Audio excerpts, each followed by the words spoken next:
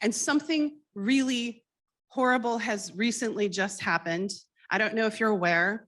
About a year ago, I met some people from the Uhuru movement, the Black Socialist Party. And I heard about them because in last year, their homes were raided in Missouri, St. Louis, Missouri, and in St. Petersburg, Florida. I reached out to them and talked with them, and I texted some of the media people I knew and said, look, independent media, because legacy media doesn't talk to me. But anyway, that's a different story. But so I reached out to my independent media friends and I said, this is a canary in the coal mine of trying to silence our First Amendment right of speech. They raided Chairman O'Malley's home. He's 80 years old. He was sitting at the breakfast table with his wife discussing their midwifery program. And many of you in this room might not even agree with the Uhuru group's movement or their stance, their socialist belief system, but that doesn't matter. This is America, and this is where we're supposed to be able to express these views. They're a nonviolent group, but remarkably, the FBI entered Chairman O'Malley's home with drones, armored tanks, and he had the red dots all over him as he came out. They accused him of being an agent of Russia. Chairman O'Malley loudly said publicly, I've been an activist for 50 years. No country tells me what to do. And he was right, no country did. Chairman O'Malley and his group have been raising up for decades their belief system and trying to get justice for their communities that are impoverished and have dealt with systemic racism. Well, just recently, they've been indicted by the DOJ. And the remarkable thing, if you go online and read that indictment, one of the things they're accusing them of, sowing discord. Now, how many of you in this room are sowing discord? You're all gonna be raided. I joke, but my heart is heavy because Chairman O'Malley is 80 years old.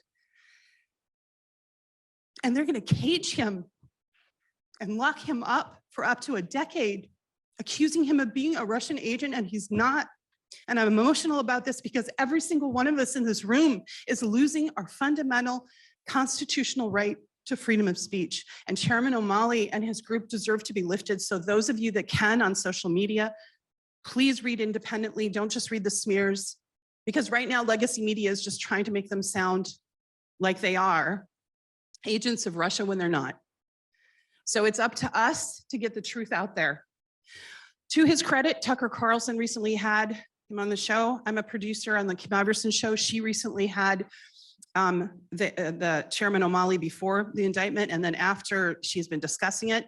So we do have people in this space, INN, Independent News Network, the Schiller Institute, and other people that are friends of the constitutional right for freedom of speech are trying to raise this up. So we have the existential threat of endless wars and nuclear annihilation facing us head on. And those of us that are speaking against it are being targeted by a weaponized DOJ. That weaponization has occurred by the Biden and Obama administration.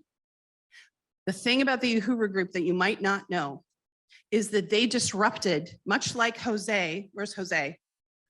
There you go, Jose. Give him a big hand. He's awesome. He's our disruptor too. Well, they disrupted Obama back in the day at a key district in Florida, and the Obama and Biden administration never forgot it, did they? And they've been a target ever since. And so look at them now, they're now facing prison. This is wrong. Now, I'm politically independent. As you know, I used to be a Democrat. I left the party. I don't know if they've noticed, but I have.